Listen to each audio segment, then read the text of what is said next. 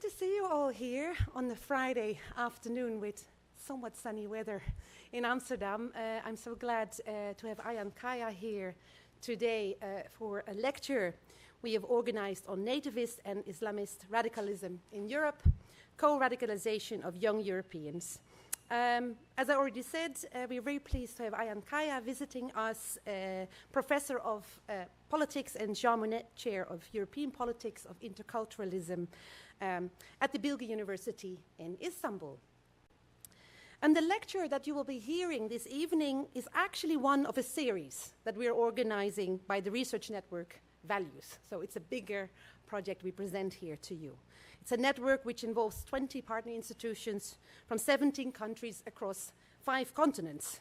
And it focuses on scrutinizing, in a larger sense, the foreign policy of the European Union, the challenges posed to its values, and to explore potential counter-strategies to this. What is central to the network is a shared urge to further examine whether the European Union adheres to the values it prescribes for itself. And central in this research is to examine how the European Union responds to the several challenges it faces, such as rising inequalities, populist movements, climate change, but also geopolitical struggle. To what extent does the European Union manage to uphold its values, such as human dignity, freedom, equality, solidarity, amidst such challenges? And today, with Ayhan, we focus on one of those challenges in Europe, namely nativist and Islamist radicalism in Europe. I'm very pleased that Ayhan Kaya is here to provide us with insights in this topic, which has been at the heart of his work for a long time, I would say, but particularly in the research project presented today. Without saying too much right now, as Ayhan will provide you with all the details in his lecture as well, I wanted to highlight a few things already to get a bit of an idea of the direction that we will go in this particular session that we're going to have, to provide you with an idea of the topics that I think are at the heart of what we talk about today. The main question, and Ayhan will probably repeat that is in his lecture as well, that Ayhan and his team tried to answer in the recent research project has been how and why do some European citizens generate a radical populist and Islamophobic discourse to express their discontent regarding the current social, economic, and political state of their national or European context? And while do some members of migrant origin communities with a Muslim background generate an essentialist and radical form of Islamist discourse in the same societies? They seem to happen parallelly in the same time at the same geographical space. So how can we explain that? So what Ayhan Kaya has tried to do with his team of researchers has been, first of all, to look at the dynamic between these two groups of youth, which are too often, as has been stated also in the work that you presented, examined separately. So they try to understand the sources of discontent, not only of the populist young native groups, but also the sources of discontent of radical young self-identified Muslims with a migrant background.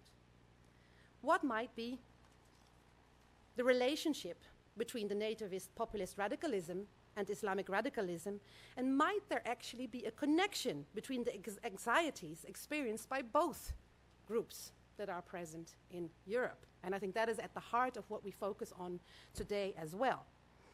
Moreover, central to the research is the insistence that the answers to these questions, why there is such discontent and why does it lead to radicalization, must be found in social, economic, political, and psychological drivers behind radicalization. And as such, the research really calls for a move away from ethno-national and religious explanations, which have dominated much of the scholarship thus far. So this is, I think, important to keep in mind. Finally, I think, which is quite central to the work that we will hear more about today, is that Ayhan and his team have emphasized that there is a need to move away from the use of radicalism as interchangeably with extremism, terrorism, fundamentalism, and violence. Instead, it's quite crucial to really focus on radicalism as a quest for the democratization of democracies. These considerations, which are central to Ayhan's recent work, are, I think, extremely valuable, and particularly in these times in which we see an increasing polarization fragmentation amongst communities in Europe. And some have argued that this has led to a decrease of ownership and belonging, which negatively affects democratization processes.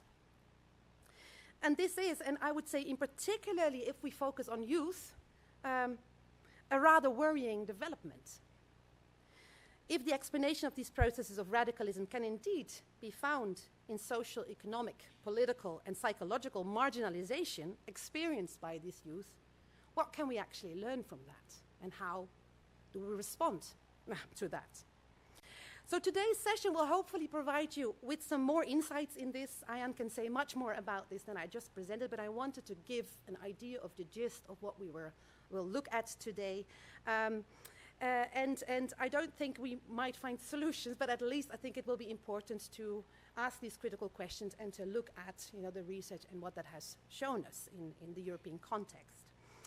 So we will start this session with a lecture of Ayhan. That will be followed by a response from Gulnaz Sipkotalina, who is already here as well, who is an assistant professor for illiberal regimes at the Department of History, European Studies and Religious Studies at the University of Amsterdam.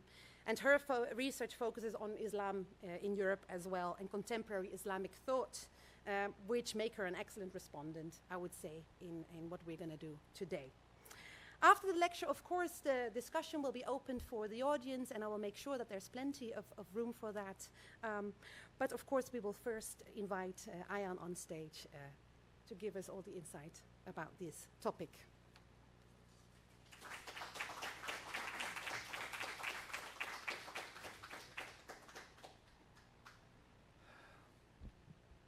Thank you very much, Klaske, for this excellent summary. First of all, and of course for the invitation. This is a great honor to be here. Actually, I was going to speak here just before the pandemic officially started in 2020, and I had to immediately leave the country because the pandemic was coming. So this meeting here had to be cancelled, and now I can make it. So I'm very happy to be in Amsterdam, to be with the colleagues. Can I just go through the slides? Yeah? Yeah. So this is a research which was recently completed, which lasted for 5 years. And for almost more than 2 decades, I've been working on Islam in Europe, Turkish origin, Moroccan origin, young people in Europe. But also over the last 10 years, I've been looking at the right-wing nationalist and populist groups across the European countries. There are going to be 4 countries I will specifically focus on: Germany, France, Belgium, and the Netherlands. But I will talk through some local aspects, because as a social scientist, I always argue that everything that we go through is local. Radicalism is local, populism is local, Islamism is local, nationalism is local. I mean, the things that we will talk about Amsterdam will be, of course, automatically different from the things that we will talk about Rotterdam or the Bible Belt. From time to time, you will hear Bible Belt, coming out, popping out very often. So I will try to introduce this notion of co-radicalization. I'm a scholar trying to be critical on the prevalence of the civilizational discourse, Huntingtonian civilizational discourse, which is a discourse that is dividing us, that is dividing the societies, that is dividing the societies, fragmenting the societies into bits and pieces. So instead of this Huntingtonian civilizational discourse, I rather try to promote socioeconomic perspectives, political perspectives, and psychological perspectives. I try to underline the socioeconomic, political, geographical, and psychological drivers from all kinds of actions that we're coming across in our everyday life. So recently we have published this book. It's an edited book called Nativist and Islamist Radicalism with the contribution of several different scholars as well as my own research team. So I will first of all put the question which was already put by Klaske. First of all, let me tell you about the term radicalization. For me, there is nothing wrong with the term radical, with the term radicalization. We need that term, something that we have forgotten about, something that is stigmatized for the last 2 decades already, something that is being coupled with or interchangeably being used with extremism, fundamentalism, terrorism. So I'll walk you through the history of the term radicalization and try to explain why we need the term radicalization, why we shouldn't be afraid of the term radicalization, and why the neoliberal forms of governance have injected on us the perspectives to dislike the term radical, to dislike anyone who is radical. So I will argue that there's nothing wrong with the term radical. This speech is a radical speech, but there's nothing wrong with being radical. Being radical for me is being oppositional, being critical, being objective, being critique of the existing neoliberal forms of governmentalities, which are mostly about the celebration of differences, which are mostly about being essentialist, being nativist, being religious, being Islamist. Instead, we need to, as social scientists, we need to find ways to bridge, to reassemble the social, which has been so much fragmented over the last 30 years. So I try to do it for myself, for my students, for the people that I talk to, for the publics that I communicate with. So in that sense, this is a very essential question that I try to work myself. I use the social movements theory to a great extent to have a different perspective about what radicalization is all about, what the radicals are all about. So I'll briefly mention about that in a while. I'm not looking at the violent forms of radicalisms. I'm looking at the non-violent forms of radicalizations, which are actually much more prevalent than all those violent forms of radicalisms, extremisms, and even terrorism. And my question as a social scientist is to challenge the labels, to challenge the frames that are being imposed on individuals by the states, by the political actors, by the media, etc. As a political science scholar, I really try to challenge those frames given. For instance, I always had a problem with the label Muslim in the European context, putting everyone into the same basket as Muslim. I had the same problem with labeling every right-wing, nativist, populist young person within the framework of, within the label of far-right extremists, neo-fascists, neo-Nazis, etc., etc. So these are the labels which are actually inflicted upon us by the state actors, by the political party actors. Of course, there is no problem naming a political party as being racist, as being fascist, as being neo-Nazi. But I want to offer an idea that we need to really make a differentiation between the people supporting these parties and between those organized political parties using or instrumentalizing the fears, spatial, economic, political, geographical fears of these people. So this is something that I also want to highlight. And this is something that we talked about already. And focusing on similarities rather than differences is a key challenge that we are all actually exposed to. So I would argue that my position as a social scientist, as a scholar, would be a postmodern positionality, critiquing this postmodernist discourse in so many different ways, although I know it has really liberated us in so many different ways, but I think we have really come to the end of that rhetoric, of that endist ideology, end of ideologies, end of modernity, end of history, and these are all, I think, for me, they all sound very neoliberal in a way. So I'm not going to go into the research design that much, but please let me tell you that 4 countries are there in the picture: Germany, France, Belgium, and the Netherlands.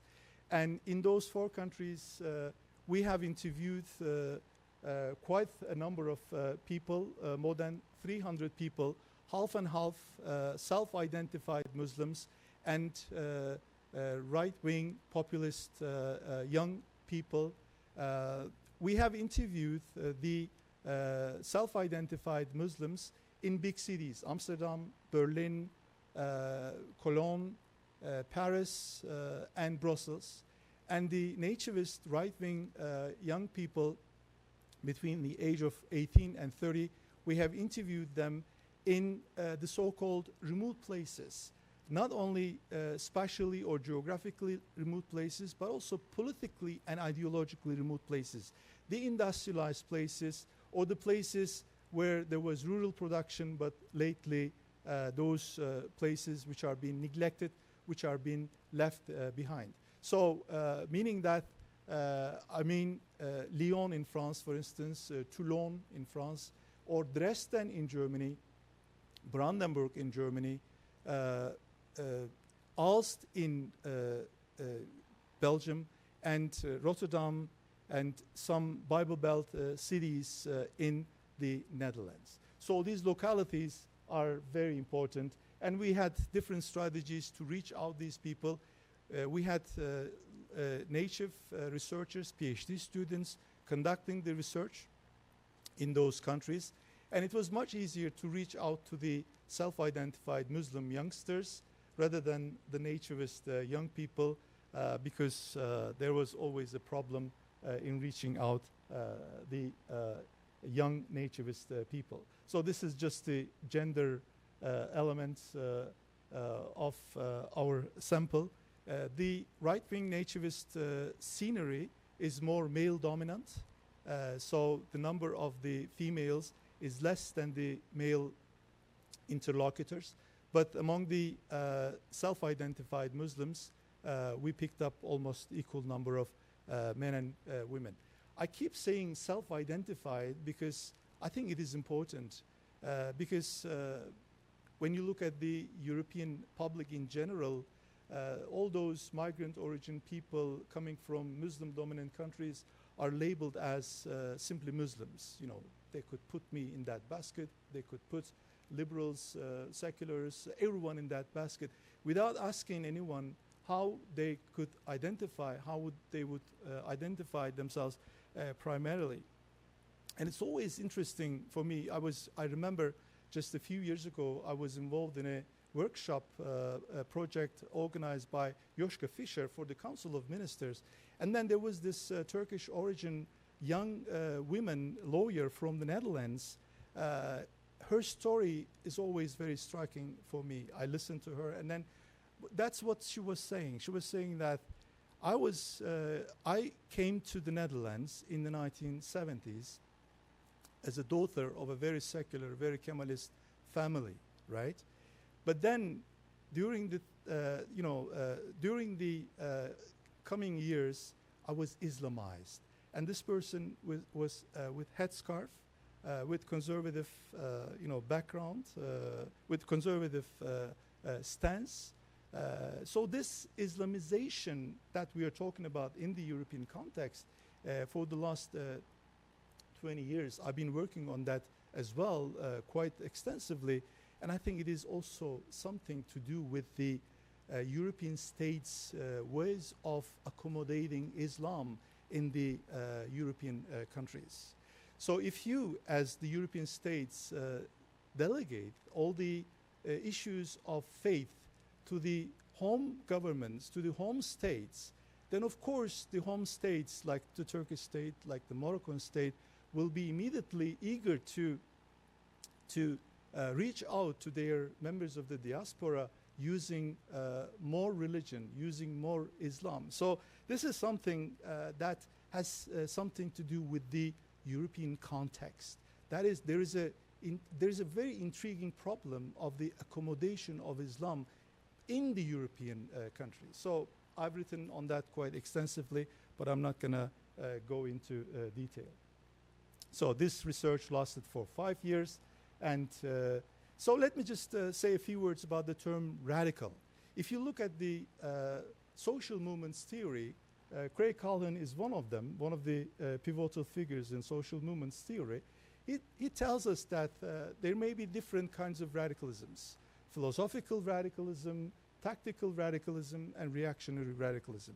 Marx was a radical. Martin Luther was a radical. Comte was a radical. So they were the radicals of their age, right? So there is nothing wrong in this sense. Democrats were the radicals of the 19th century. Socialists were the radicals of the 19th century. The young 1968 generation were the radicals of their own generation. And the radicals, I'm staying in Casa Hotel. I can see the pictures of those radicals as well in Hotel Casa Amsterdam. So there's nothing wrong with the term radical.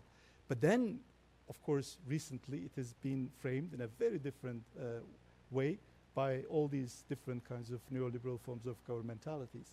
Tactical radicalism, if there is a bit of violence in it, revolutions are tactically radical.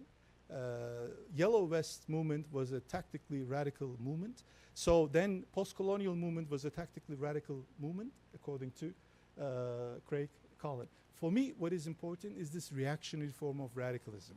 I frame nativist, Islamist forms of radicalisms in this frame because these are the young people who are resenting, who are growing this kind of ressentiment against ongoing problems of socioeconomic deprivation, spatial geographical deprivation, psychological deprivation, political deprivation. So they're trying to relocate themselves against the destabilizing effects of modernization and globalization.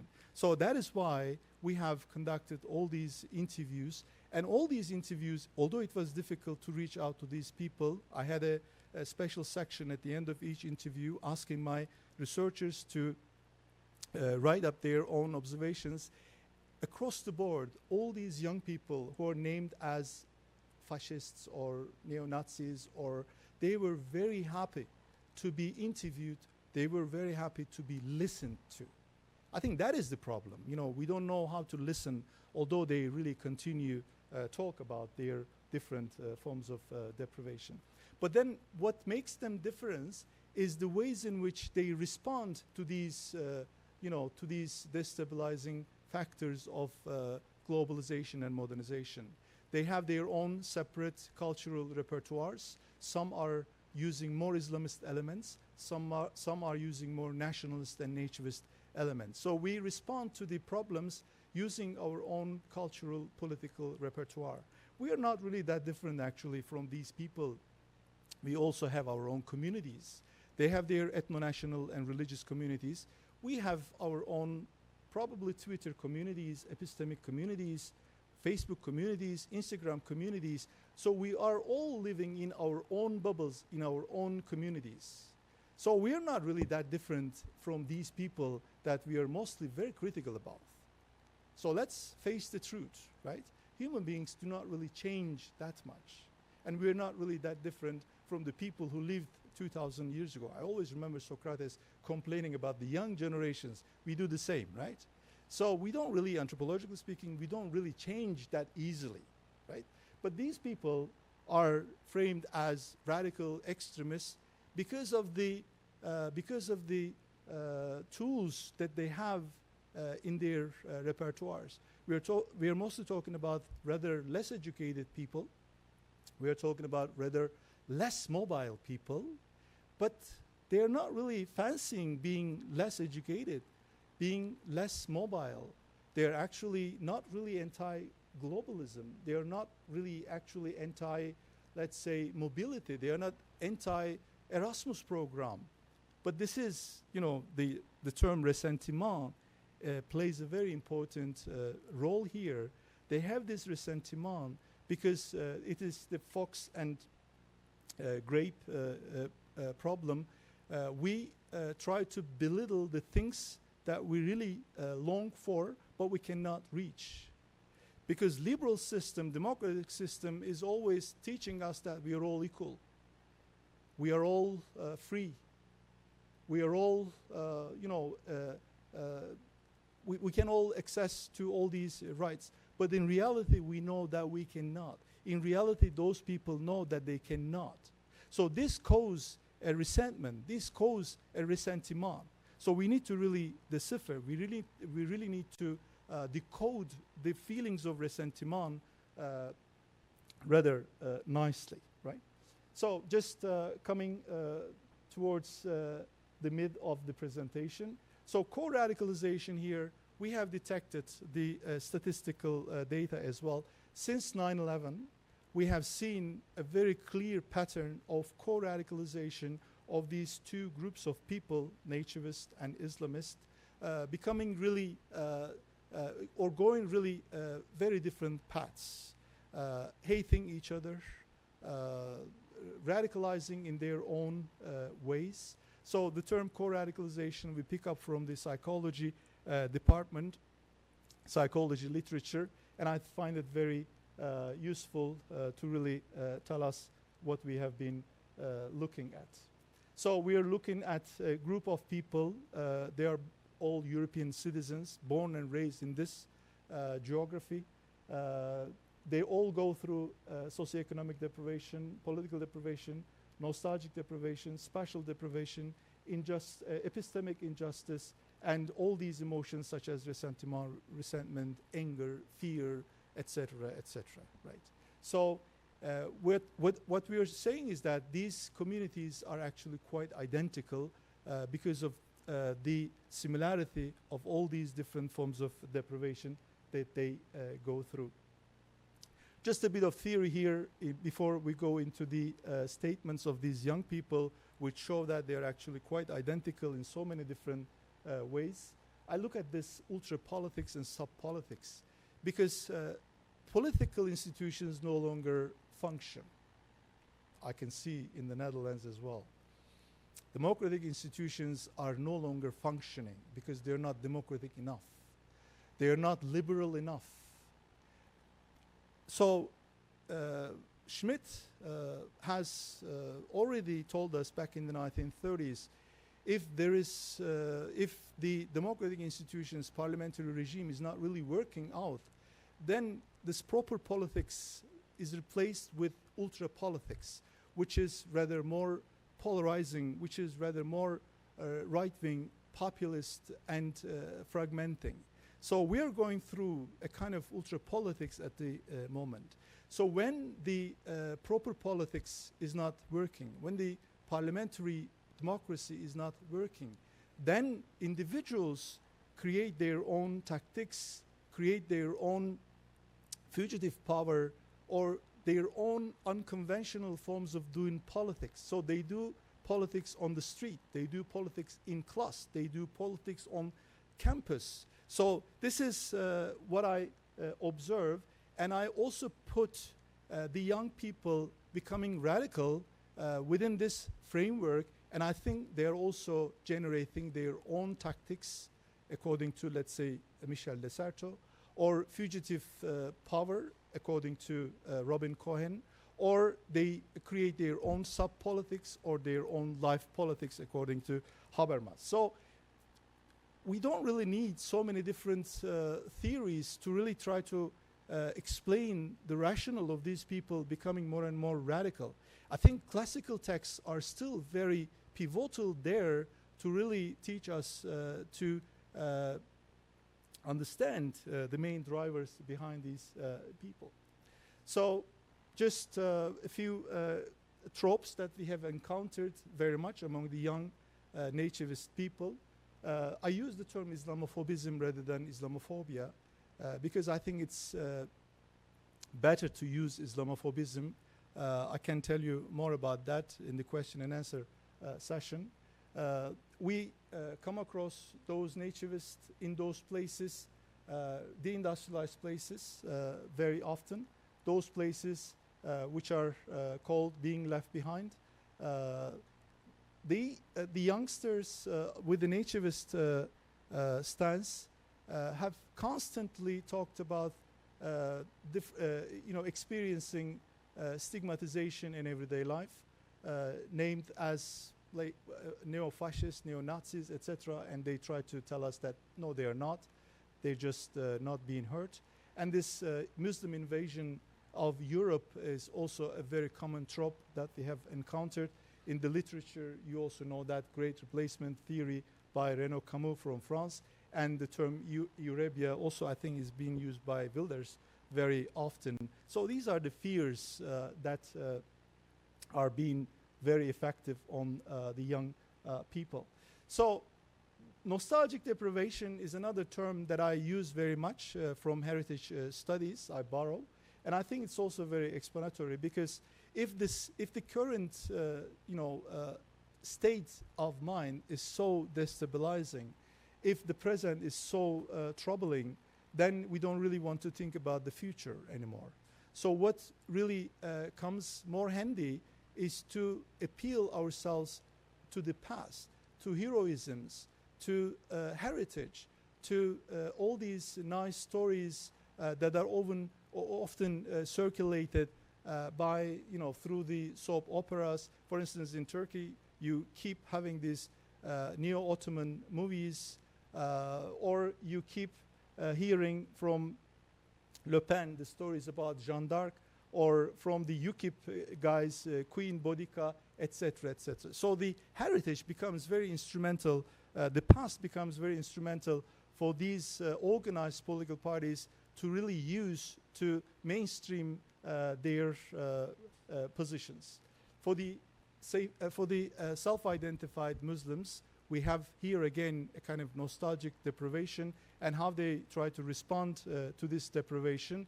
They try to become better Muslims, better human beings, by appealing to the stories of Prophet Muhammad. They become more, in that sense, into the stories of Quran. I think what is really striking compared to the 2000s, I remember the research that I did in 2000s and the research that I did now, there was a big difference among the young people. I can tell you many stories from the Dutch case in the 2000s. In the 2000s, self-identified young Muslims were not going to the mosques. They were not meeting imams. They were not happy with what their parents were teaching to them in the name of Islam. They were not happy with the teachings of imams. They were not happy with the teachings of the mosques. They had their own teaching methods, learning methods through Google, being virtual alims, virtual Muslims, translating Quran to their own language, whatever it is. So they were really creating their own interpretation of what the Quran. So they were actually liberalizing religion. They were actually liberalizing Islam. But over the last 10 years, the case is no longer the same. Over the last 10 years, I think because of the lack of political and economic opportunity structures, which were not created by the home states here in this European context, the migrant sending countries have offered their own political opportunity structures to really mobilize their own diasporic individuals. So now the young generations are going more to the mosques. They are becoming more affiliated with the teachings of imams. So I think there is a kind of here resurgence of a stronger organized Islamist kind of stance. This is really an interesting point. And in this slide, let me just underline one of the things that one of our colleagues is underlining. Many people talk about radicalization of Islam, but Olivier Rouaille has a different stance on this question. He argues that Islam is not becoming radicalized, but actually radicalism is becoming Islamized. I think the question here is the lack of left-wing political discourses. The question here is the absence of left-wing counter-hegemonic ideologies. Socialism gone, communism gone, utopia is gone. So in the absence of these counter-hegemonic left-wing ideologies, there is a vacuum. And this vacuum is being filled by the nationalist populists on the one hand, by Islamists on the other hand. So we need the left. We need the left-wing counter-hegemonic ideologies. And I tell you, if we were back in the 1960s, most probably these young people who are nowadays becoming co-radicalized, they would set up an alliance in Gramscian sense to fight back against the state that they are not happy with at all. So this is the kind of thing that we are going through.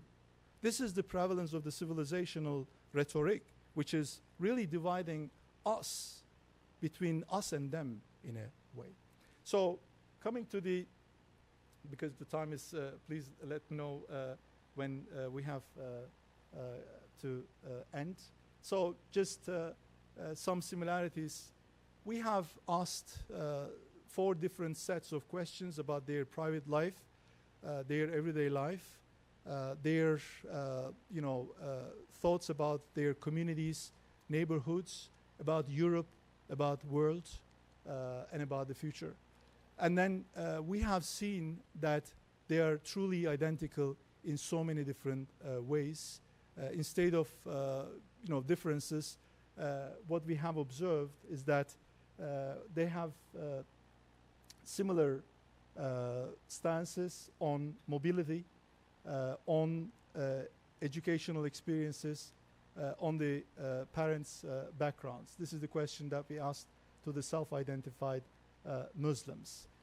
But self-identified Muslims talked more about discrimination in everyday life, about their headscarf, about their religion, about their names being discriminated when they apply for jobs, etc., etc.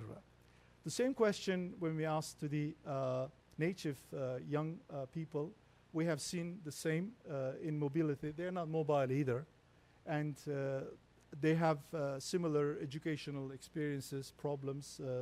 They have parents. Most of the young people with the nativist stance, they had divorced family situations, separated parents' situation. So they really constantly talk about their own problems in the family. So these are really important psychological parameters that we need to take into consideration. What made them different, they talked more about family problems, they talked more about economic issues, economic problems, and they talked about their organizations, because nativist young people are more organized, more appealed to these organized right-wing populist political parties. Wilders here, AfD in Germany, Le Pen in France, and Vlaams Blok in Belgium. So limited mobility, a common denominator, but that doesn't mean that they're anti-mobility. As I told you, they long for becoming like every one of us, being more mobile, but they cannot. So then they express their hostility against this mobility, against Erasmus, against student exchange, etc., etc. Both groups are not really happy about current state of politics. They want more democracy. They want more direct democracy. And they are both critical about the current state of the refugee issue, migration issue. So in Turkish, we've got a saying, guests do not appreciate the other guests, hosts do not appreciate either. So these young people, self-identified young people with Muslim background, with migration background, they are also similarly critical of the current state of the migration and refugee phenomena in the European Union. There is a bit of difference here, but not really that much difference. Self-identified Muslims constantly talk about discrimination intersectional discrimination, especially among the young women. Natives talked about constantly stigmatization, right? And they are quite, it's also interesting for us, for me, they are actually quite into civic identities, civic duties. So they are in favor of voting, but they are becoming more and more skeptical about the political parties, but they are actually trying to become, really fine with this right to vote. So they're not really into that much street protests and everything. They want to become more civic in that sense. In terms of globalization, they have a bit of difference there as well, since they are different. So just some quotations I'll just walk you through very briefly. Self-identified Muslim 24-year-old Turkish origin woman in Berlin, talking about these communities, these talks that she's exposed to in her own religious community, in her own tariqat. So they need these communities to relocate themselves against the destabilizing effects of globalization, against the destabilizing effects of ongoing politics. They are afraid of extremism, they are afraid of Islamophobism. So it's a kind of quest for community for these young people to be within the parameters of these religious communities. We looked at the Turkish origin young people and the Moroccan origin young people, and then we have seen that they are very much appealed to the official Islamist ideology imposed by their own sending states, Turkey and Morocco. For instance, Moroccans are much more into Islam of the middle, as they say. It's more Sufi kind of Islam. But the Turkish origin young people, they are more exposed to Sunni version of Islam, which has become recently more and more Wahhabi because of the Justice and Development Party in Turkey. So apparently these countries, the migrant sending countries, origin countries, are becoming more and more impactful on their diasporic communities. And I talked about this. We have seen many young people who make a differentiation between culture and religion, and they argue that religion is a source of emancipation, but culture is really a source of repression from their parents, from their sending states, etc. They are all reflexive individuals in a way. Dresden is a really interesting, Dresden has always been puzzling for me. That is the place where Pegida was born. That's the place AfD gets like more than 30%. That's the place Islamophobia or Islamophobism is so prevalent. But that's the place where you don't see Muslims in everyday life, because there is not. So how come there is this strong Islamophobia in a place where there are no Muslims in everyday life? I guess the answer is easy. It's all because of the framing of Islam through the media, in the media, right? But I think there is one thing more. There is one more thing.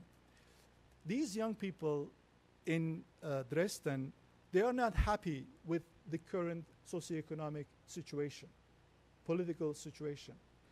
They are not happy with the empty promises given by the Kohl administration to their parents back in the 1990s. There is still relative deprivation in Dresden, in East German provinces, former East German provinces, and there is a kind of internal colonialism that they are not happy with. Around like 60% of the high-ranking positions in former East German provinces are taken by people coming from West Germany, scholars, doctors, NGO people, etc. So then I go back to my readings of Michael Hechter back in the 1970s about Irish case in the UK, internal colonialism. He coined the term, and I think there is an internal colonialism in East German provinces. But then they don't really express this problem using socioeconomic discourse, because they know that Merkel or Berlin will not really hear what they say if they talk about their socioeconomic relative deprivation. But when they become Islamophobic, when they use the Islamophobic discourse, then all of a sudden we're all going to concentrate, we're all going to focus on what they do, what they say. I think this is a tactic, again, going back to the former frame that I tried to offer to you. This is a tactic. And then when I was doing research in Dresden, I realized that, well, they're actually quite atheist, quite agnostic, and they have a problem with religion. So not particularly with Islam, but this, this Islamophobic discourse is something that needs to be also analyzed rather more carefully. So in France, we have met this constantly repeated trope. We are lagging behind Germany. So there is really this interesting asymmetrical relationship between Germany and France. We have seen this, anecdote several times in many interviews. They constantly complain about the fact that they are lagging behind Germany. They need to catch up with Germany. This is from the Netherlands. I mean, you're more familiar with me about the individuals, the young people in the Bible Belt. In Rotterdam, Rotterdam, I remember, was, I think, the biggest port in Europe, right, for so many decades. But now there is more deindustrialization, there is more inequality, there is more unemployment, and the same goes with the Bible Belt places which we have conducted our interviews in. And I think there is a problem there in terms of losing their homogeneity, losing their home that they knew the best, and this is a kind of creating resentment against this diversity, against this unity in diversity discourse from time to time. I've also come across in the Netherlands, in Amsterdam, on the buildings' facades, which was fun. So there is a problem with this unity in diversity, which needs to be really taken care by the European Union, because it creates fear, it creates a kind of resentment among those people who are not really heard of, who are not really listened according to their testimonies, of course. This is a really striking case in Belgium. Aalst, I don't know, Klaske, you've been to Aalst? Aalst is 15 minutes away by train from Brussels. But the moment you get out of the train station, poverty, deindustrialization, and asocial individuals really hit you.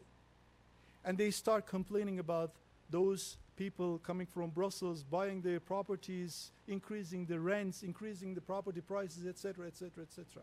Then, of course, in such a context, they become more and more Eurosceptic. They become more and more anti-migrant. And these are the places, it's interesting, I mean, they constantly talk about migration, incoming migration, but actually there is another urgent problem which they don't really talk about, but they live in everyday life, because these are the places in which shrinking populations is the biggest problem. So they lose their population, but they cannot really, they don't talk about this aging population, shrinking population. It's better, it's easier, because being anti-migrant, being anti-refugee is the mainstream now in Europe, right? So it's better to be anti-migrant, it's better to be anti-refugee.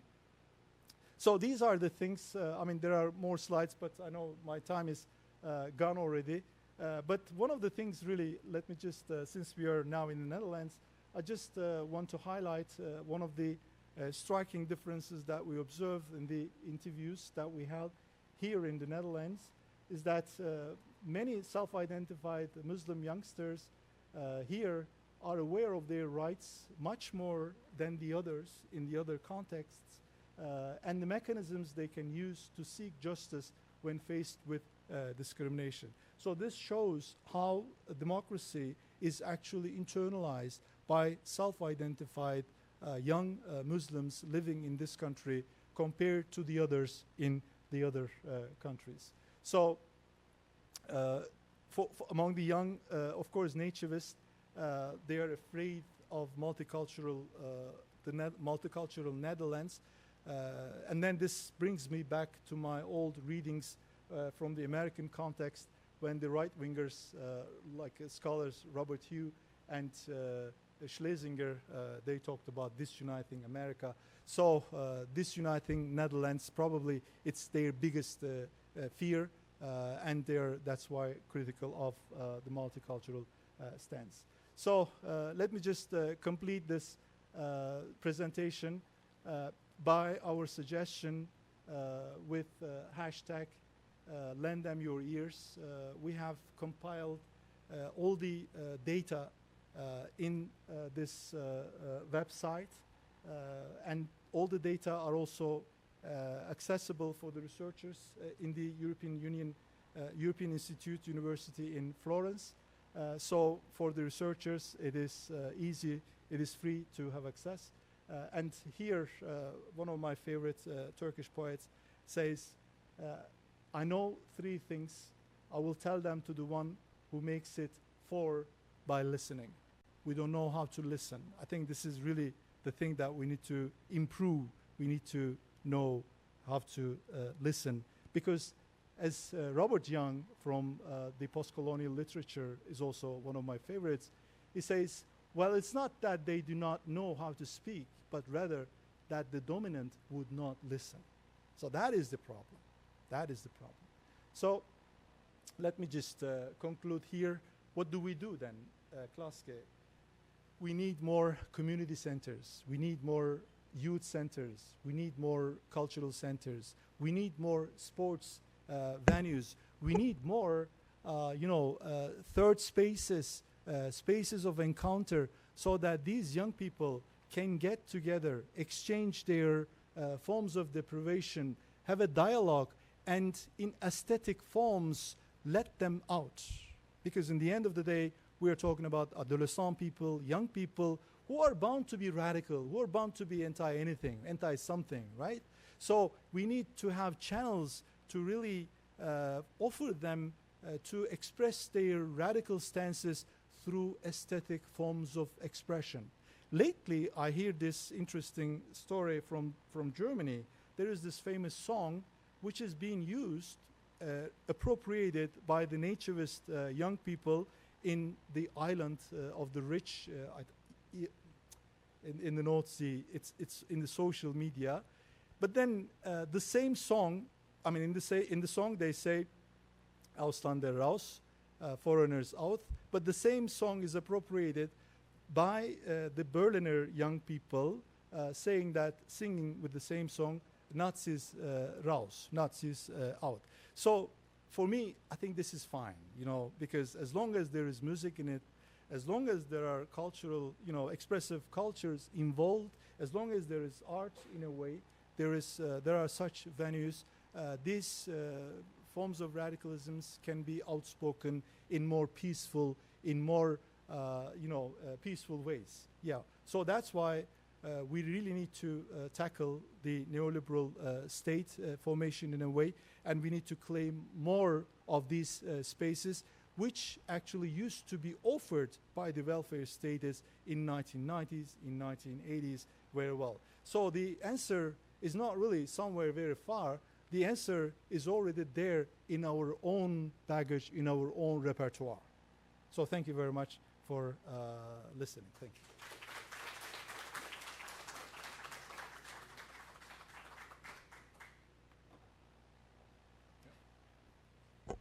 Thank you so much, Ayhan.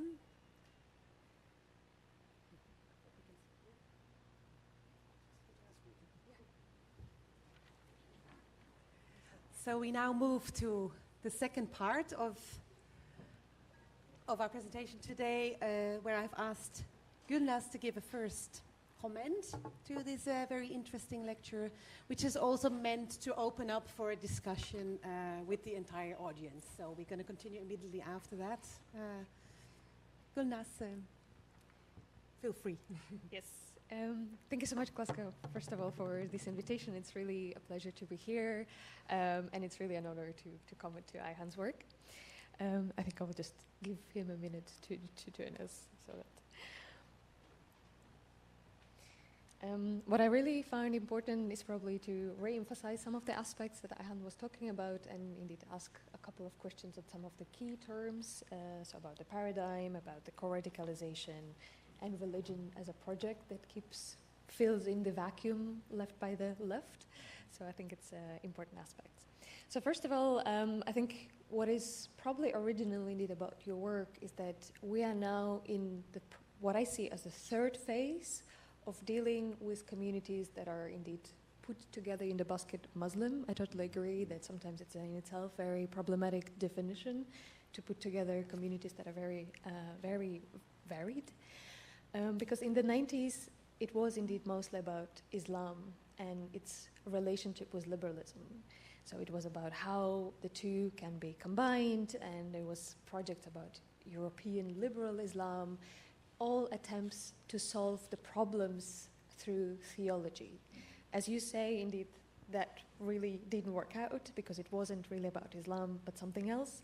And then in 2010s, I think there was also about the question about the communities themselves not participating enough, not being interested, not being involved, not speaking the language.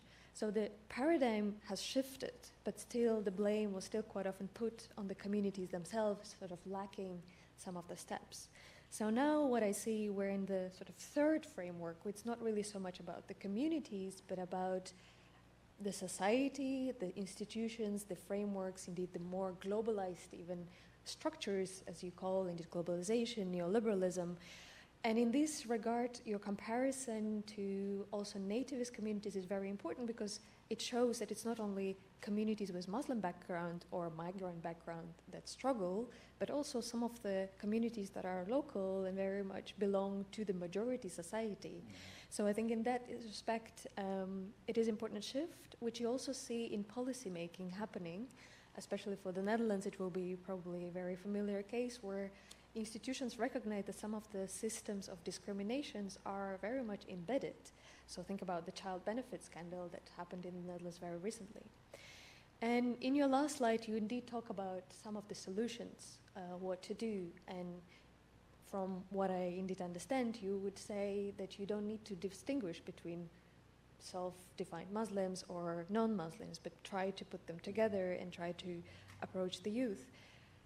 But at the same time, it seems that the problem is very big because it's also about changing the systems, and some of the systems are so globalized that even the Netherlands in itself cannot solve.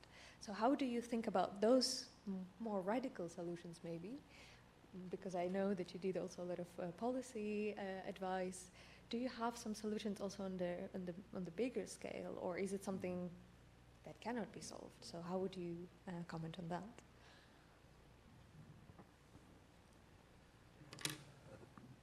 Gulnaz, thank you very much. These are very important questions. First of all, I also agree that the term Muslim in the European context is an empty signifier. It doesn't really, for me, as someone coming from Turkey, you know, is a Muslim dominant country, looking at the European context, it is an empty signifier. I think we really need to get rid of ethnocultural and religious markers in defining the people that we are interacting with. We need to stick to socioeconomic, political markers that we used to know better in the past. This is one thing. And the other thing is that you talked about the paradigmatic shifts. I think one of the biggest paradigmatic shifts that I have come across was back in the 1970s. 1970s is important for the prevalence of, let's say, for the birth and prevalence of Islamophobist discourse in the European context, which is really strikingly similar to what we have at the moment. We have a war in Gaza, Arab-Israel war there. We used to have a war in 1973, Arab-Israel war, which really created great fault lines which are difficult to tackle over the last 40 years. So what happened in 1970s? In 1970s, something really radical happened. Because the radicals, some of you will remember here, were the left-wing guys, right, or women. RAF was radical. In Italy, there were left radicals. In Latin America, there were left radicals. But in 1970s, something happened, and those left radicals were, in a way, domesticated. They became more moderate. So they were no longer an issue. They were no longer a challenge for the changing neoliberal states. So it was in those days, again, the rapprochement between East and West was witnessed. USSR was no longer the big geographical enemy of Europe, of the West. Instead of USSR, after 1974 oil crisis, the Middle East became the geographical enemy of Europe, of the West, in a way, right? And in the meantime, ideologically speaking, communism ceased to be the enemy of the capitalist West. Instead, Islam replaced that enemy. Since then, Islam is the enemy, right? And then again, we just remember other labelings. For instance, back in the 1960s, the Netherlands also received a lot of workers, recruited a lot of workers. They were simply called workers. Turks, Italians, Greeks, Bosniaks, they were all mobilized through labor unions. They were all together, right? But things happened back in the 1980s and 1990s. Suddenly they were separated as Turks, Kurds, so ethnic framing became more dominant. But after 1990s, especially Iran and then the war in the Balkans, we started to have all of a sudden Muslims. We put everyone in the same basket, naming them as Muslims. So these paradigmatic shifts have been really, peculiarly important for the state actors, for the European Union actors to try to first understand what is going on and to try to resolve. One of the things, for instance, Trevi Group. Trevi Group is a really interesting group established by the European Commission back in the 1970s to try to understand what this terrorism, radicalization, extremism, violence, and international community. What was it all about? But they were really clever enough to separate all these terms from each other. So they did not use these terms interchangeably. Extremism is something, radicalism is something. So they were really trying to find the root causes of all these different processes. But nowadays, unfortunately, even the European Commission is blinded to put all these things into the same basket, interchangeably using all these terms. The other thing, communities. I think neoliberalism is based on two different pillars. One, prudentialist idea, and the other one is communitarian idea. Because welfare state is no longer there. Welfare state is gone. The neoliberal state is telling us to look after ourselves, to look after our children's private education, right? Private health services, private retirement funds, I don't know what, or having our own houses secured against the burglars, etc., etc. So we need to be prudential. We need to be careful. But we can afford that, let's say, as middle class, upper middle class people, but not everyone can do that. So those who cannot do that have to learn to live within their own communities. So neoliberalism is actually essentializing already existing communities, Islamic, religious, cultural communities.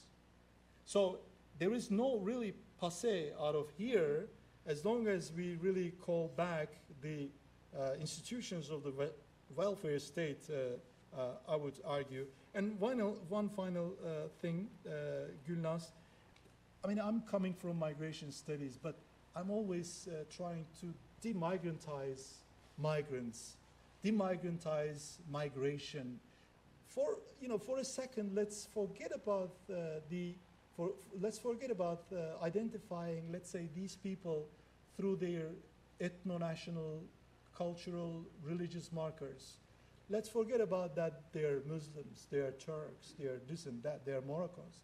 Let's just concentrate on the features familiar with us. We all have the same concerns in everyday life, having a decent life, a retirement, sending our children to good schools, etc., etc. So in that sense, I think it's better to forget about this, migrant frames or religious frames, and it's better to concentrate on another frame. And I think the most important frame is, for me, majority and minority frame. And this takes me back to Henrik Ibsen from Norway, and Mark Twain from the United States, in so many different places and so many different times. They say something really interesting. They say that minorities are usually right, majorities are usually wrong. So this is really interesting. So we are actually exposed to the frames set up by the majorities. So minorities do not come out of the blue. They are constructed by certain individuals who share the same problems, the same socioeconomic, psychological, spatial problems. So we create the minorities, we create the Muslims, we create the Turks, we create the Kurds, we create the Moroccans. This is the problem of the majority. So we need to look at the majorities. We really need to problematize, or we need to start problematizing the majorities. We need to start our analysis by problematizing the majorities. This is what I argue over the last 30 years, so to speak. One more Sure. comment. Building up a little bit on what you said, and another term that you used in your presentation on co-radicalisation, because I think it's again important to emphasize that it's not only that the two communities seem to exist on the opposite side, so it's not the status quo, but they actually indeed feeding on each other, and then therefore there is sort of a downward spiral risk of indeed nativists using Muslims, which creates again the feeling of the Muslims that they do not belong, and that sort of again feeds the other way around. However, I would like to challenge you a little bit on this, because again, maybe some of the listeners here in the audience also know the case of a far-right politician from the PVV converting to Islam. Mm-hmm. In November, we had the elections, and again, in the news, there was a wave of messages that maybe Muslims have contributed to Wilders' victory. So again, these are more sort of, maybe you would say random, maybe so it's marginal, and again, you can also ask who is sending these messages. So I totally agree that you need to be critical. However, the question will be, do you think that there will be still possibility for convergence between the two groups? Because you were talking indeed the shared feeling about refugees, you also emphasized. Some of the identities, again, masculinity can be something that's shared across the groups and maybe different reasons. But do you see there is a possibility of actually ideological convergence, the groups that you would otherwise put on the two opposite sides? Yeah, I don't really have a lot to say on that, but the problem of co-radicalization comes out of the fact that there is no dialogue between these groups of people. As I said earlier, back in 1990s, I did my PhD work in Berlin, in Kreuzberg, worked in the youth centers where there were a lot of young people with German background, with Turkish background, Muslim background, nationalist background, etc., etc. But they were communicating in one way or another. So they were not becoming violent. They were communicating on the dance stage through break dance, through hip hop, through graffiti. So they were, having their own symbols and communicating in the public space in aesthetic forms. Now we have radicalization and even extremism.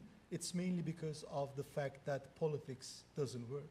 Mainstream politicians, mainstream political parties are not delivering enough to resolve the existing structural problems. On the contrary, they are doing the same. They are becoming more and more right-wing. They are becoming more and more populist because they believe that people appeal to those things.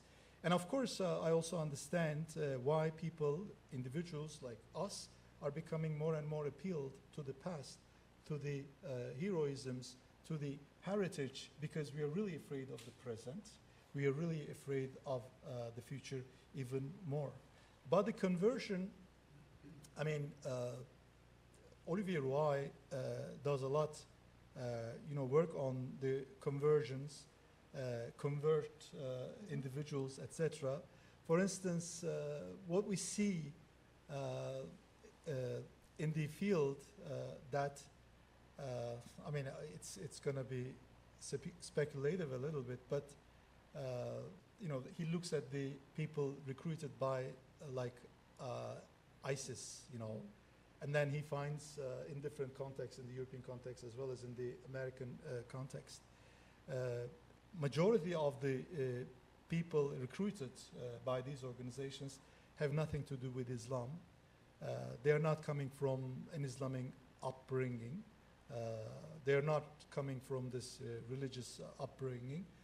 They are mostly either converts or they had difficulties in their childhood, in their youth years, and introduced with Islam by these organizations, organized entities, to offer them another world is possible, So I think there's not a problem with religion.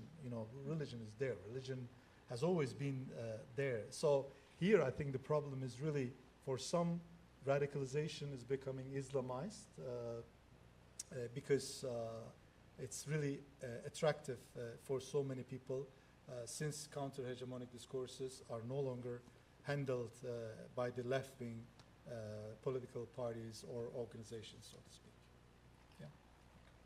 Okay, I now also would like to open up for engagement with the audience. Just one remark, please use the microphone to ask your question for the listeners online, so otherwise they will not be able to hear you talk. But if there are any questions in relation to the lecture or the discussion that follows, feel free to ask. I see one at the back, and then it will move to you at the front.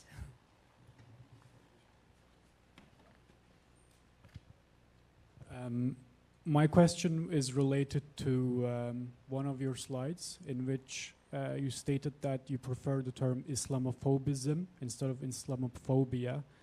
And I'm curious whether you choose the phobism because it ends with a postfix ism, and it therefore is an ideology, and it therefore is a governance strategy to, for example, consider anything that the Palestinians do. It's not about Palestinians, but it's about Muslims. It's a war of the Muslim against the Jewish, basically. Well, thank you very much for giving me the opportunity to say a few more words about this term that I coined myself. Well, Islamophobia to me sounds a bit problematic because there is phobia in it. And it has the risk of naturalizing the hatred, the fear against, let's say, Muslims, against human beings, basically. We may have phobia against the heights, against certain insects, against certain things, but I don't understand why do we have to have phobia against human beings, right? So that is why I think it's a problematic word. So I instead use the term Islamophobism exactly because I think it's a very neoliberal form of governmentality in Foucauldian sense. Maybe it is not really an ideology as such because there is this thin-centered ideologies and really hard core ideologies. Islamophobism is not something like that. It is like populism. It is like nationalism. It goes with the left-wing people. It goes with right-wing people.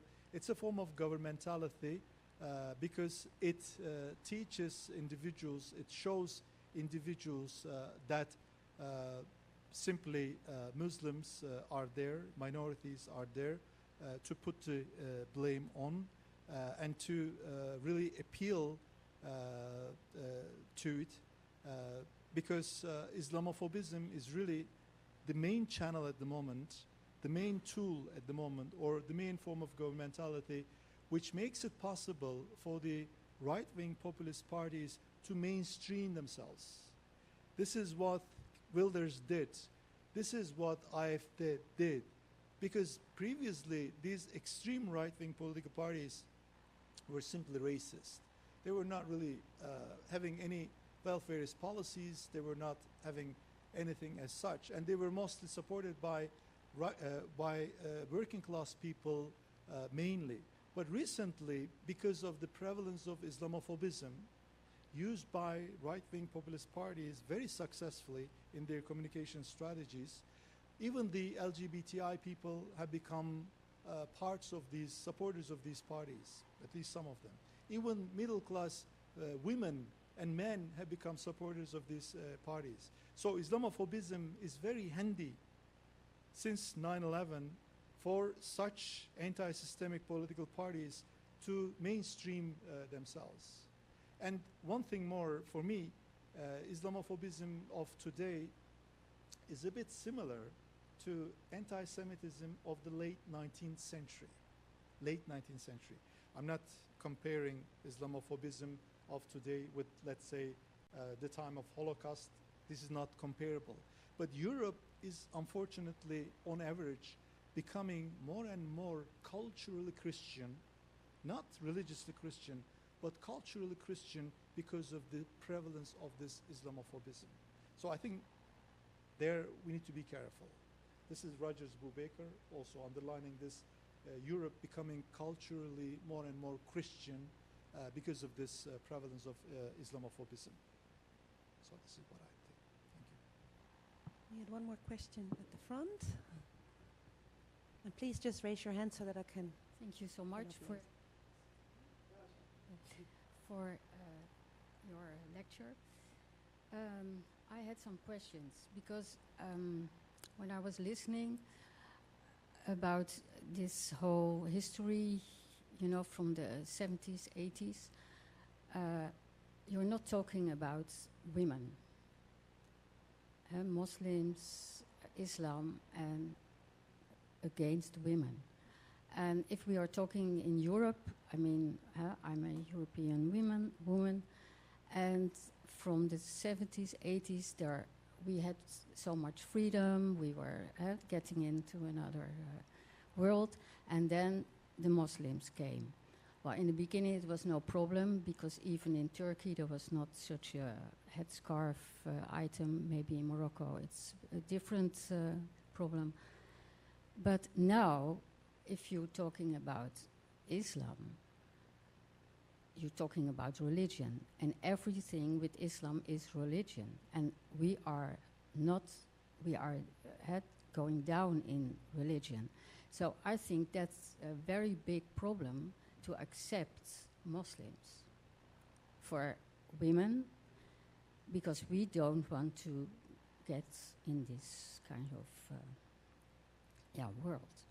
And then the second thing I was thinking about, like in France, you have a laïc social, there is a difference between religion and states, which makes it in one way more easy, because it's immediately no discussion. Of course, there are lots of problems in France with their countries where they were used to be very powerful. I'm not going to count them all, but I think there is something I missed in your discussion. Thank you very much. This is a very good question. Well, I mostly agree with you in the things that you have raised, but I brought this historicist approach because I think historicist approach is something that we really need nowadays, especially since we are becoming more and more forgetful about everything. You know, we are exposed to a bombardment of information in order to tackle with those incoming information, we really need to forget about the things that we learned in the past. This is what we call the age of amnesia. We're all becoming really amnesiac in a way. But then going back to 1970s, if you look at, let's say, Islam, it's not really something homogeneous at all. It's very heterogeneous. It's very diverse. So it's like Christianity in a way. So there are different paths, there are different ways. So specifically, let's say, talk about Sunni Islam, right? Sunni Islam is really, rhetorically speaking, is a rather democratic religion. Because Sunni Islam, rhetorically speaking, doesn't accept any cleric, any mediator between God and individual prayer. So that's what the book says. That's what the religion says rhetorically. But we know in reality that is not the case. We know that in Sunni Islam there is the clerical class.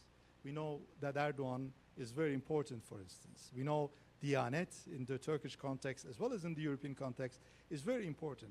We know the Moroccan king is very important in the kind of religion, that official religion that he wants to promote. So then this brings us to the institutionalization of Islam, which is a totally different phenomenon.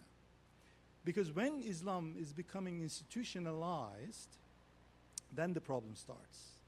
But then institutionalization of Islam is not only happening because of the clerics, newly emerging clerics, fighting against the, let's say, laicite or secularism, because they have their own vested interest in the institutionalization of Islam, Sunni Islam. But then let's also not forget about the fact that institutionalization of Islam in the Dutch context, for instance, has also something to do with the Dutch state, has also something to do with the pillar system. Pillar system, because when the, let's say, Turks or Moroccans came to this country back in the 1960s, they had a ready system, pillar system, which offered them to have all these channels to institutionalize their religion in mosques, in imams, in this and that. So I always argue that there is a really paradoxical relationship between individualization of Islam, which we have seen back in the 2000s in the Netherlands and Germany among these young people on the one hand, but on the other hand, the paradox between individualization of Islam and the institutionalization of Islam. So, I mean, there is a really long answer to your question, because it is not only about, let's say, Turkey, Morocco, it's not only about Islam per se, but it's also about the Dutch state, about the French state, about the German state, because they actually did not really offer any opportunity structures to these people who came here in 1960s, and they gave everything about their faith to the Turkish state, to the Moroccan state, to the Algerian state, to the Egyptian state. And they, of course, tended to use religion as an ideology to reach out to their people. And then we have seen Erdogan and his ministers coming to this country during elections over the last few years, causing a lot of trouble, creating a lot of tension between the locals and the Muslims. So this is why I think there is a problem with the ways in which European states have so far institutionalized Islam or accommodated Islam. We need to really work on that. And the other things, laicite, you're of course right. For instance, I mean, laicite really an interesting case for the French. Laicite is being used by Le Pen to be rather implicitly Islamophobist, but not explicitly Islamophobist.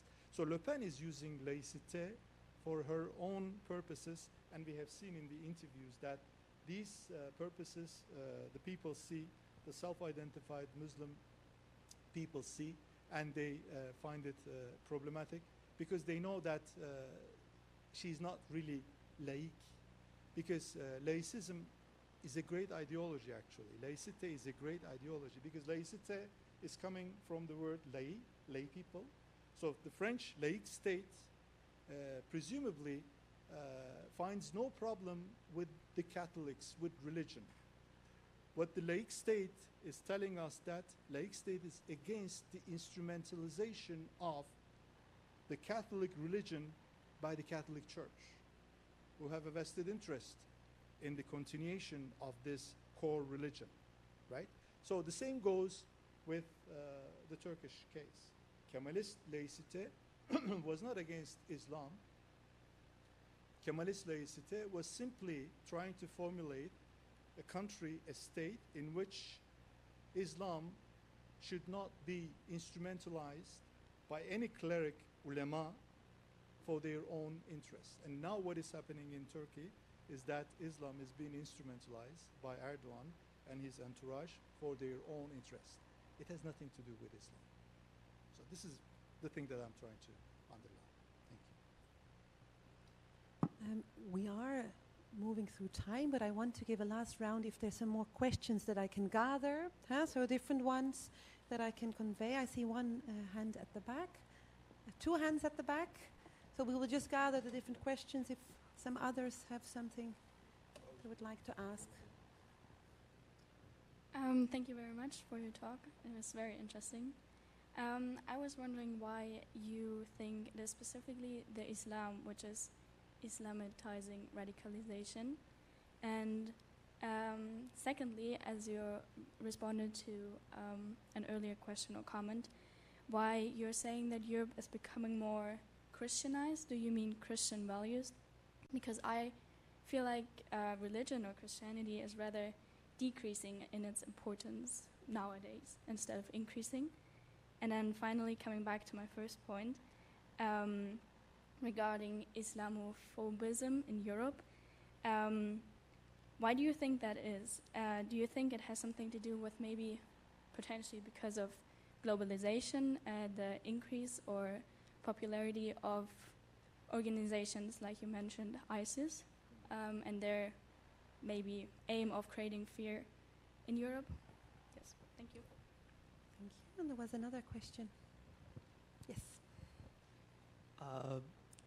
I hope this is going to come across somewhat sensibly and not just rambling. Something that strikes me as a very big difference between the types of radicalization we're talking about is that one of them, which you've alluded to, has a path to electoral mainstreamness and one of them currently doesn't. If we want to talk about governmentalities, about response to radicalization, the response to Islamic radicalization in the past decade especially has been very, very different in terms of the willingness to use state power to surveil, to attack, however you want to put it. And to me that comes back to the question you put at the start about this notion of non-violent radicalism. Because if I look at, you use the example of the Germans seeing foreigners out. For me, that is a very different spectacle when you have a political movement capable of saying, yes, we can do that. Yes, let's get rid of foreigners. Because then the implicit violence of that is becoming much less the implicit. If you are a foreigner hearing that song, you are not, for me at least, that is a form of violence. Or at the very least, the potential for violence in the future.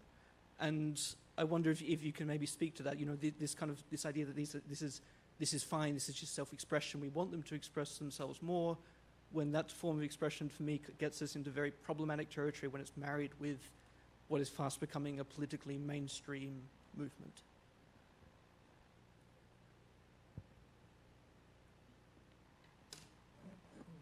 Thank you very much. These are all great questions. The first set of questions, Islamophobism is handy for right-wing populist parties, but also right-wing mainstream political parties. Islamophobism is nothing new. I will take you back to early 2000s when Angela Merkel and Sarkozy and David Cameron bashed multiculturalism, bashed Islam as well, or anyone coming from Islamic religion. So this has been with us for several actually decades. So this is why Islamophobism has become a common kind of form of governmentality across Europe. And this is why, since 9/11 especially, Islam has become the source of fear to be used by Christian democratic parties in the 2000s, by conservative parties in those years, and now by the right-wing populist parties.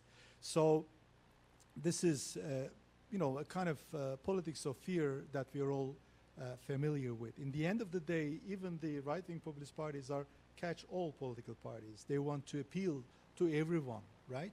So nowadays, since the actually 1990s, since the war in the Balkans, since the time when Huntington coined the term clash of civilizations, we are living in the same political climate. And this climate is telling us that, or hinting us that, let's say, Muslims and Christians cannot live together. Well, this wasn't the case for so many centuries. What happened that Christians or Muslims started to kill each other in the 1990s in the Balkans, and then why all of a sudden Huntington coined this term? As a social scientist, I always presume that no root cause of any problem that we are having in our everyday life can be religion related, can be ethnic related, can be cultural related.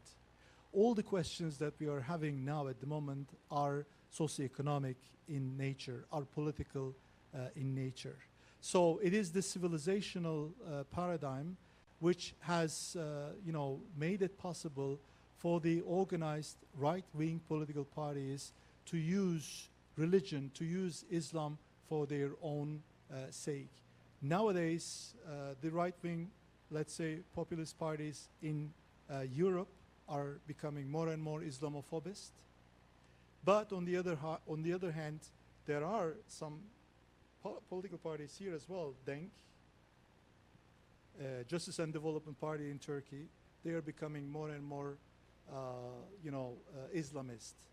So it is the common thing because, as I said earlier, this is the time when ultra politics operates.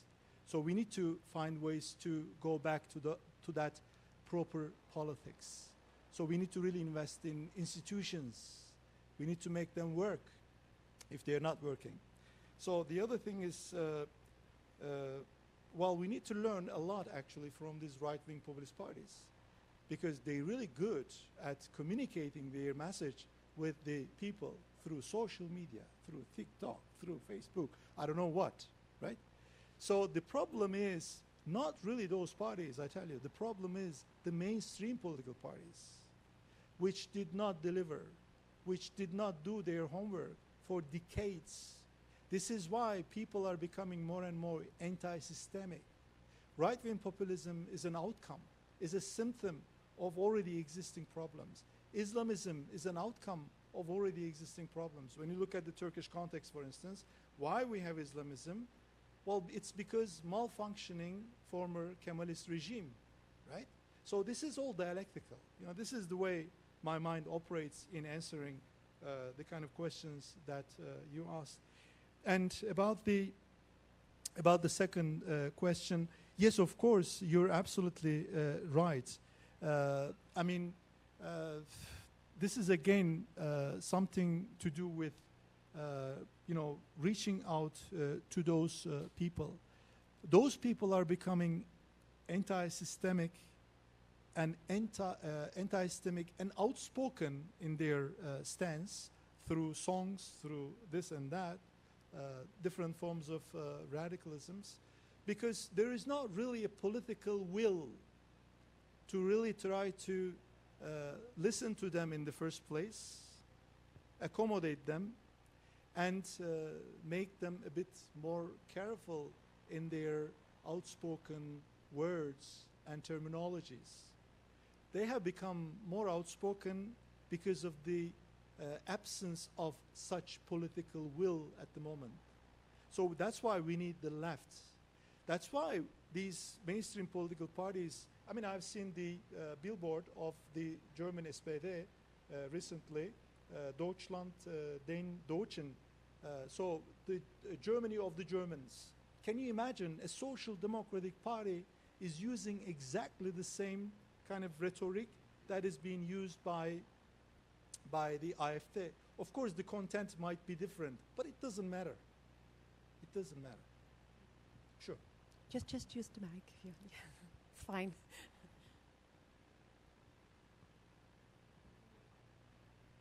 It's open, I think.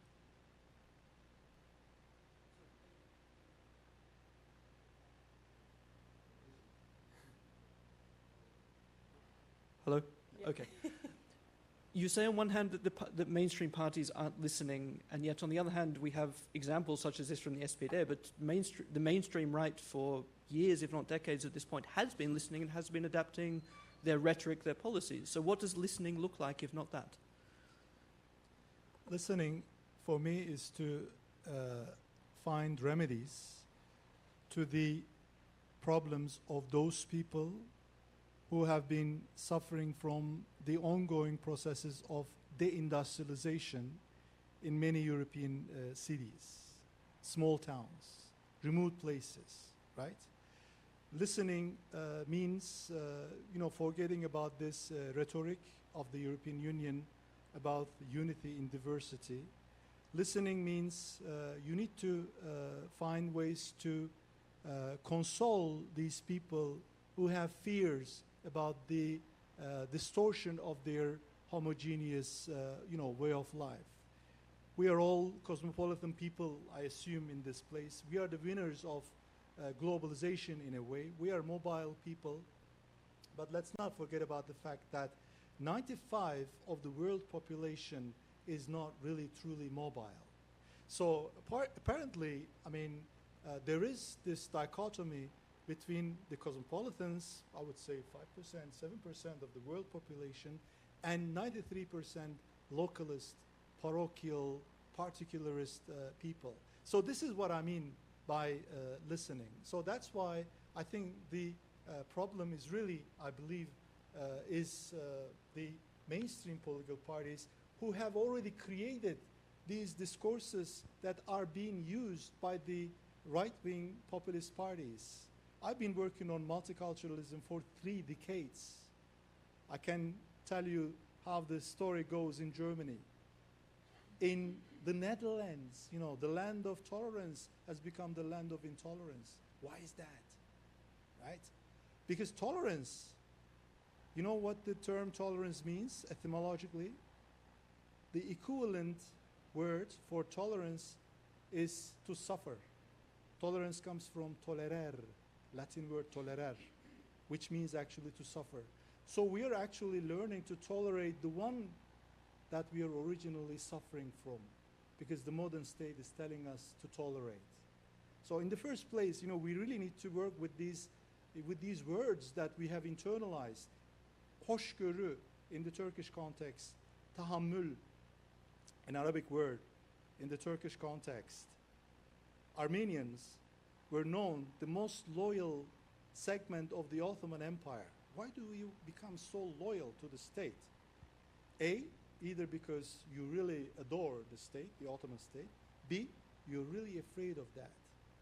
So tolerance is also a term that was actually coined by the Ottomans in the Balkans back in the 14th century, which was later also borrowed by the Dutch, by the French, by the German, etc. To end the imperial, luxuriness to kill the Protestants in the Catholic France or the Catholic Spain simply because of their religious differences. So there is, of course, a positive aspect of tolerance, but we really need to work on our own vocabulary. Maybe instead of tolerance, we need to learn to respect, to recognize, to understand. So this is the kind of, so it all starts from us, basically.